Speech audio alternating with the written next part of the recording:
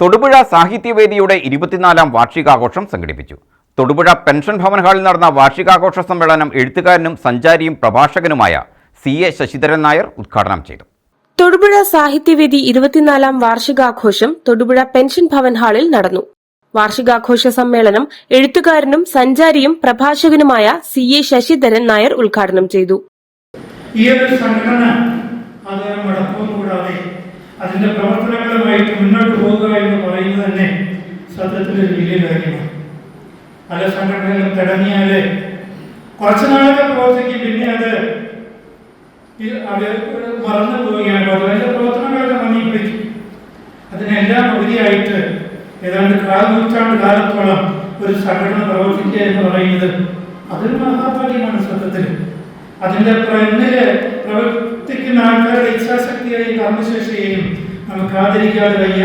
തൊടുപുഴ സാഹിത്യവേദി president മധു പത്മാലയം സമ്മേളനത്തിൽ അധ്യക്ഷത വഹിച്ചു. അധ്യാപകനും ഗ്രന്ഥകാരനുമായ KR സോമരാജൻ മുഖ്യപ്രഭാഷണം നടത്തി. സമിതിയിലെ മുതിർന്ന അംഗങ്ങളായ SB പണിക്കർ, സിസിലിയാമ്മ പെരുമ്പനാനി, ഇന്ദിര രവീന്ദ്രൻ, അച്ചാമ്മ തോമസ്, കല്യാണി വാസുദേവൻ എന്നിവരെ ചടങ്ങിൽ പൊന്നാടയണിയിച്ച് ആദരിച്ചു.